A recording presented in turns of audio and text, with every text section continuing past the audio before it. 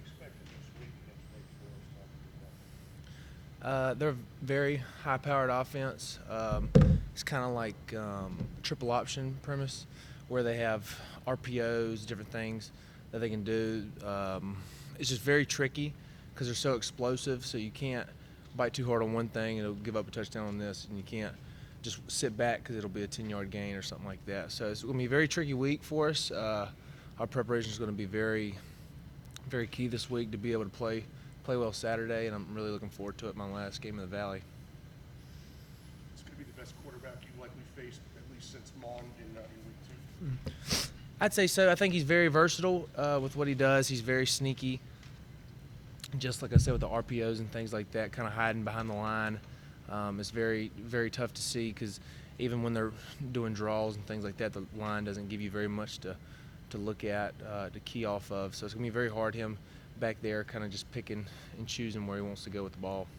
How emotional do you think he'll be at the top of the hill? Have you thought about it a lot? I haven't thought about it too much because I know I'm going to get all tore up, been here so long.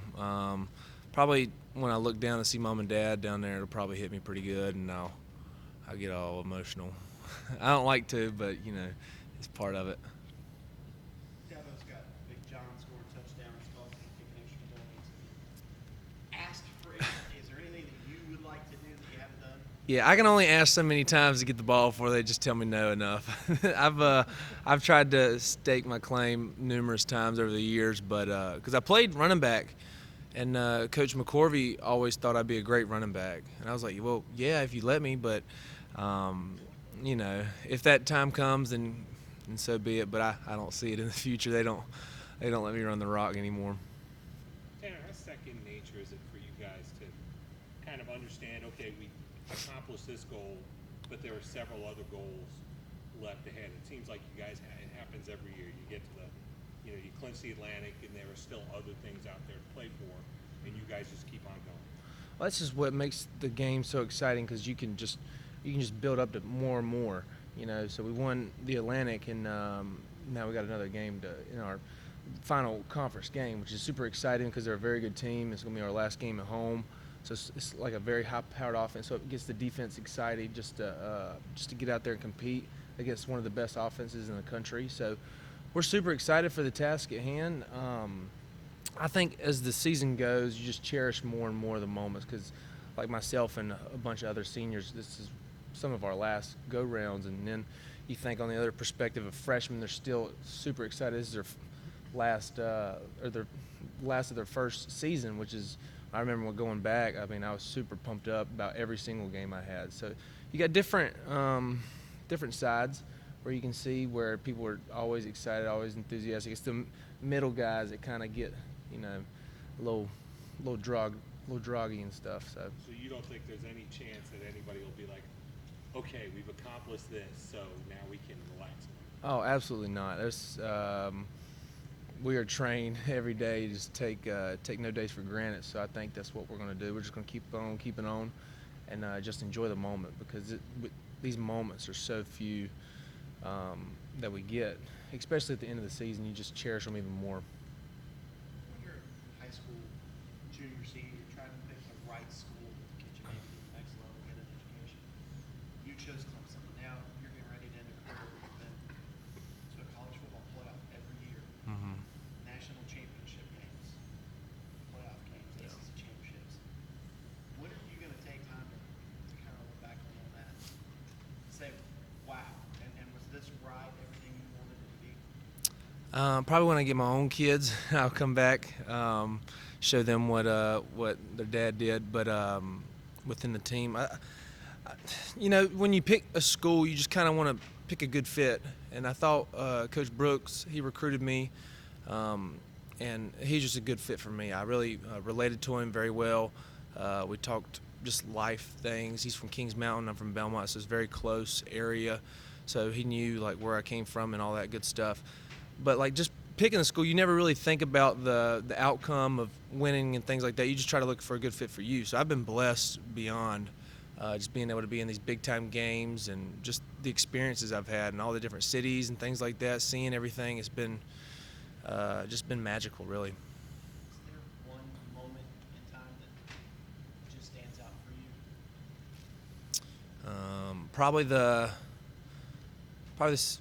first national championship we won, blocking that punt, and then seeing up my dad. He's all teary-eyed. He's got his hands up. Because I always try to find my parents before the game. I don't know if y'all seen that video on Twitter. He's like, "Where's my mama? Where's my mama?" Well, that's how I am. I got to find her, or I will not have a good game.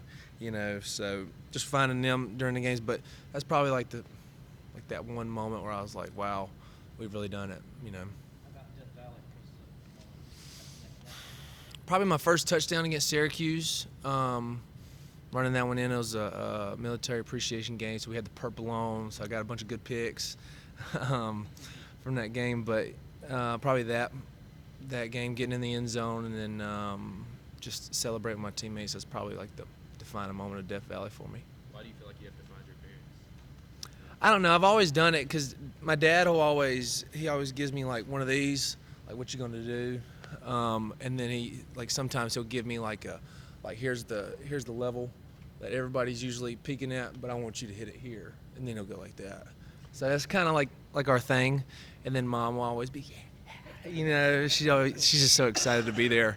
So that's kind of my thing. I just got to have it. Have you done that throughout your career, or just in college? Yeah. So, and I can hear my dad, no matter where I am, no matter what situation it is, how loud it is. He has this little distinct whistle, like that, and you just watch my head. It'll bob and weave. He does that for Nick too. We've done that since we were just starting, and but yeah, he's always got our attention. Where do they typically sit? So it's kind of like, where the student section is, kind of in the middle high, right to the right of the student section. And then I've gotten good. I've been around enough to know where all the away places are. They put them behind the band for the NC State game, way up top, so I had to find her. It was tough, but I found her. Still keeping up with Coach Brooks regularly? Does he even text message? Yeah, we text every week, wishes me good luck on the game, GATA. I'll let y'all figure that one out. but yeah, he's awesome. We always keep up, and he visits about 2 or 3 times a year, so I get to see him here as well. Did you ever have imagined before you got here that you know you're going to get some pretty cool road games and maybe a cool bowl game or two, but just all the cities, the NFL stadiums you've gotten a chance to play in, like Jerry World, Tampa, Phoenix, New Orleans. I mean, you guys have been some pretty cool, played in some pretty cool places. Yeah, they're awesome. My first bowl game was in Miami. And that was a great atmosphere. Just the whole bowl week, just in that hotel on the beach. They had us a beach day. It was awesome. But I think the best stadium would be probably Jerry's World. That was surreal, just seeing that big old screen right above you. So when you did good, when you did bad, because it's right above you. But it was awesome. All these stadiums and all these cities has just been awesome. Just being able to see the cultures and everything. I know my mom and them, that I got pit bulls at the house, and so they went to see pit bulls and parolees. So everything that I've gotten to do, they've gotten to do as well. And I think that's just a blessing for my family, just to be able to experience it all. Tammy, you mentioned You're not going to get to play against Nick, and what did your family think about that? Yeah, definitely disappointed. His injury was like a non-contact injury, so it's just a freak injury. But it is what it is. I mean, we really look forward to that game as a family, and me and him just being able to compete. I mean, that's just a dream you have for brothers. But it is what it is. I'm going to see him regardless, so it'll be special. What do you think of Scalzi's extra point? He needs to practice a little more.